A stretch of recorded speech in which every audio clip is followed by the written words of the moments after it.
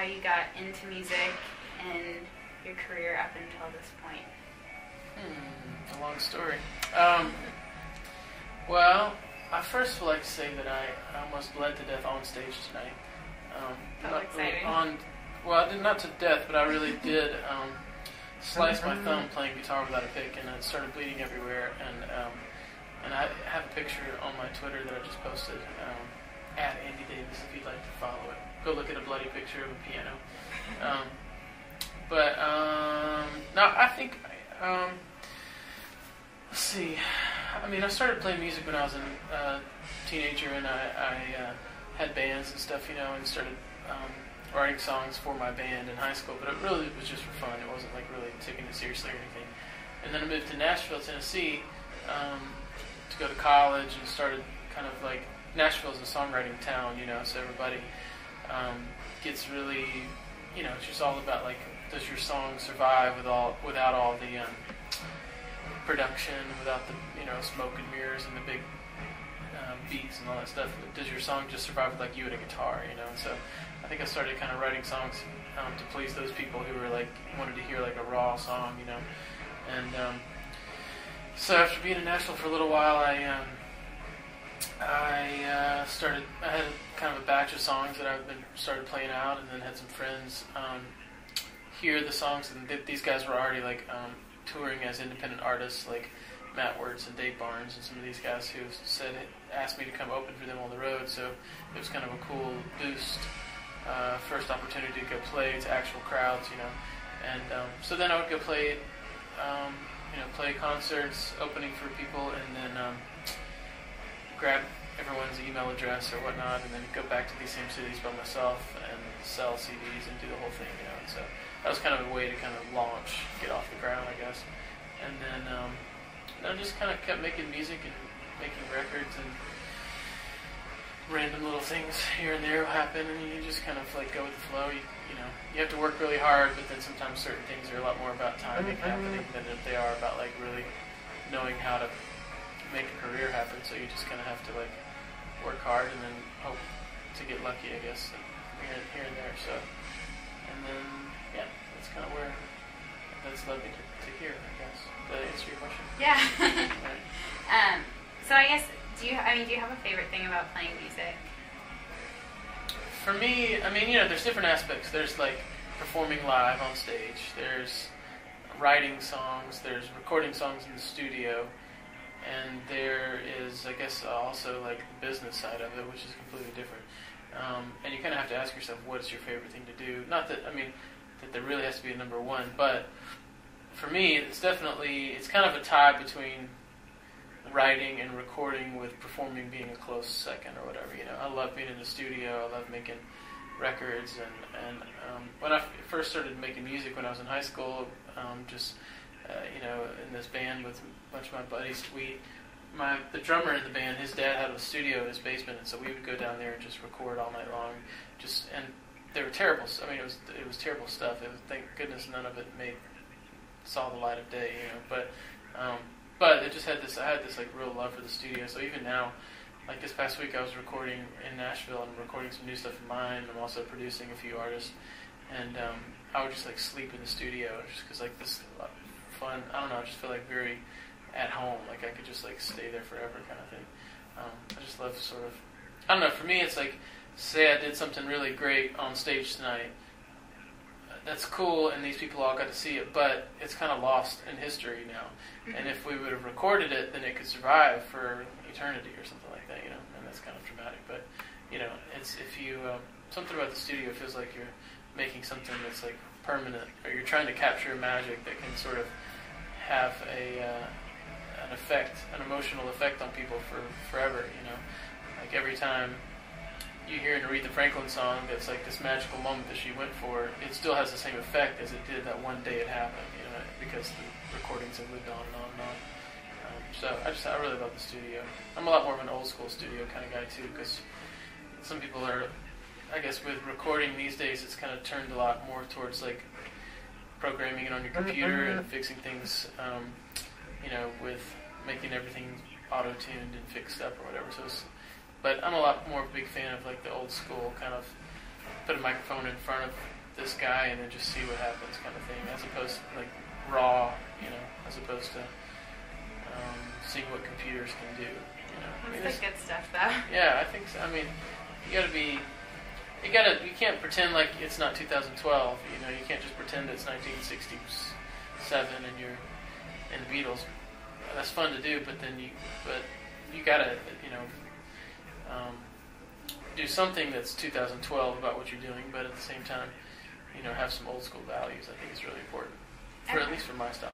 When it comes to recording and stuff, is there like a favorite moment in the studio, like a favorite part of the process? I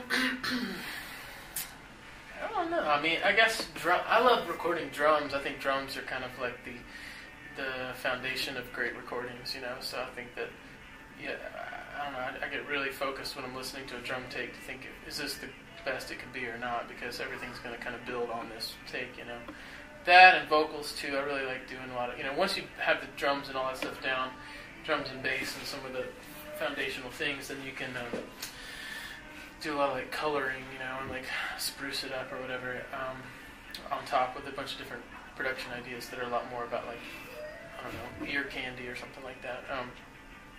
But yeah, I don't know. I mean, there's so many different things in different stages of recording that have a really big effect on the final outcome. So I don't know.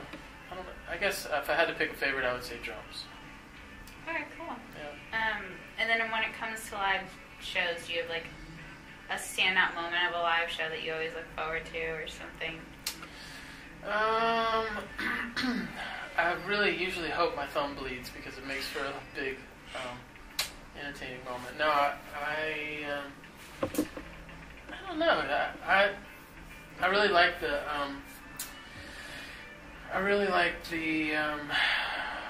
spontaneity of not knowing exactly what's going to happen in certain shows, because I think you have your set list planned, and then in the moment you're like, what, that doesn't feel really right to do that song right now, let's skip it. Or instead of going straight into this other song, all of a sudden something seems funny to you, so you decide to talk about it, you know what I mean? And so, I don't know, for me, I really like spontaneity in sets, I guess, more than anything, because it'd be really boring to just do the same set over and over again every night, and you do kind of do the similar set, every night, but you got to make it feel fresh to you, and so I think you got to be open to the unknown. Okay, cool. And then I know you're working on some new stuff to release sometime soon, so what is kind of the plan? I don't really have a timeline necessarily, but I have about 7 new songs recorded, and I've got a few others that are kind of in line to be recorded, and I think I'm going to be, I don't know, definitely like maybe soon after the first of the year, putting out some new stuff.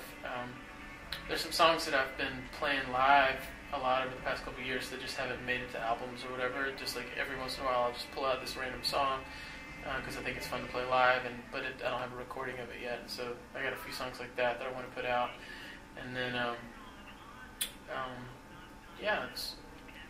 don't know. I'm doing a bunch of different things right now. Like I've been writing songs.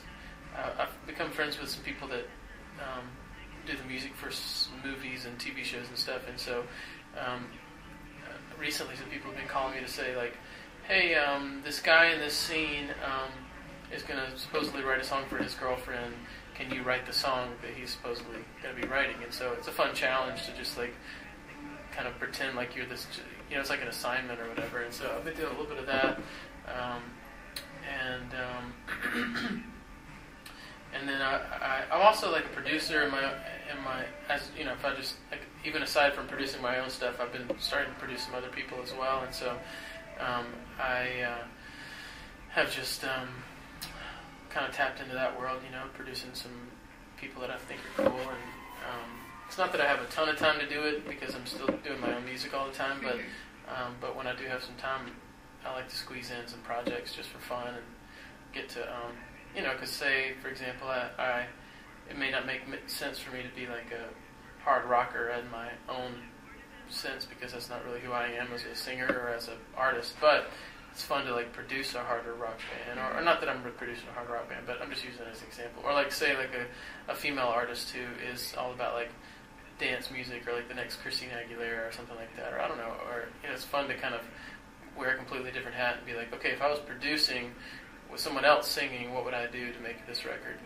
fit? So I'm kind of getting into that now.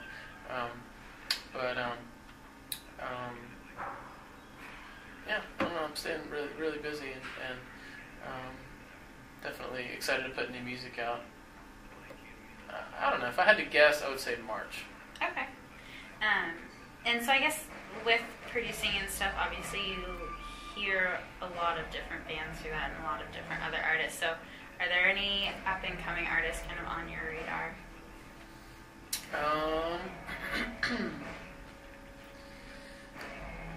No, not. I mean, like, there's bands that I definitely have had nothing to do with that I like some here and there. Like let's see who I'm listening to. I like this band Blitzen Trapper. They did a record called American Goldwing that I like. I don't know. I listen to so many different random things. I'm a big fan of like soul R&B music too, and India Arin is, as much as her music is for women power, I still really like it a lot. She's really awesome. Who else? Found this jazz singer Gregory Porter recently, and I don't know. These are all like it's not like I'm thinking about this and it's like 2012 my favorite record kind of thing. It's just like literally in the past couple weeks just discovering new things. And I don't know. I have a lot of friends that are kind of like in my peer group in Nashville that have been putting out good new records. Like Arin, she just put out a new one that is really cool. And my friend K.S. Rhodes is about to put out a record. And there's this band called Escondido that just started with some Nashville friends of mine. That's great. Another band called Wild Cub out of Nashville that's doing some cool things. And so I don't know. It's just kind of all over the place. My radar for new bands is kind of like looking in all different directions right now. But. Okay, cool. And then obviously you'll talk to people after shows and stuff like that, but what's kind of like, because staying in touch with fans is such an integral part of building your fan base and keeping a fan base. So, and obviously that showed when you did Kickstarter too, that the fans do support you. So with social media and stuff, how do you interact with everyone? And I mean, I try to send out, I tweet a lot, and I do, and it's all kind of tied together. So if I tweet, it comes out on Facebook too, or if I do Instagram, it comes out on Twitter and Facebook and different things like that. But I don't know. I mean, I try to start conversations with fans and stuff a little bit. Just because. I mean, sometimes I'll tweet like, "I had way too many French fries just now," but most people would rather. There's more to talk about if you say like, what are you guys listening to, or I don't know. For all you aspiring singer-songwriters out there, blah blah blah. You know what I mean? And so it's. You kind of have to. I've started to learn what kind of people actually are following me sometimes, and to sort of like talk about things that matter to them. I guess you know what I mean, a little bit. But I don't know. I'm starting to put out some new, some little YouTube live acoustic performances of some songs too. Just because, not that I'm really going to start doing like the next Maroon 5 song or whatever the pop #1 thing is. Just like there are people that do that really well, but I'm kind of interested right now in getting into that world, but in a way that's kind of like maybe a little different than some other people have been doing it or whatever, So yeah, and hopefully in a way that people can stay. I don't know. Everyone's attention spans are really short now because of social media. You know? It's like something can come out and it'll be, and the next day it's over. Or I don't know, Antoine Dodson or Sweet Brown. I mean, all these little YouTube videos that become like overnight sensation and 10 million people see it, and then the next day it's like, okay, what's the next thing? And I think it's kind of like that for music right now too. So you got to be quick and you got to put out a lot of stuff, I think. But. Okay, cool. And then I guess just also kind of on that note a little bit, like, what has been one of like the most random places someone has tweeted you from, or like a place like that you didn't expect to have fans in? That I've been getting a lot of tweets from Argentina actually recently, random tweets. I don't know how the music got into Argentina, but I would like to go to Argentina, maybe do a concert or something, but I don't even know what happened, but I'm glad.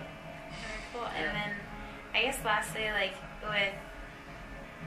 in the position that you're in, obviously being in a city like Nashville where there's so much, like, music and stuff, are there any charities or nonprofits that you're involved with? So, like, Musicians on Call is one that a lot of people I know of do, and other things like that. Like, are there any things that you're currently working on, or that you want to get involved with? Yeah, I mean, more on a personal level. I don't really like bring a booth to my shows to do things with, but I contribute to like the Mocha Club or different things like that. A lot of times it's kind of like, or sometimes I'll do a benefit show if there's an organization that's doing something really cool. Like in December, I'm going to be doing a Toys for Tots benefit in Nashville, and so I kind of like pick and choose little things here and there. It's not, I don't really have like one that's like my thing, but I do think it's important to find which ones are doing great things and support them, because not everybody is really in the position in their life to go to Africa and help dig a well, but you can help that person who is, or whatever, and look for opportunities around you and your immediate community to give back, so yeah.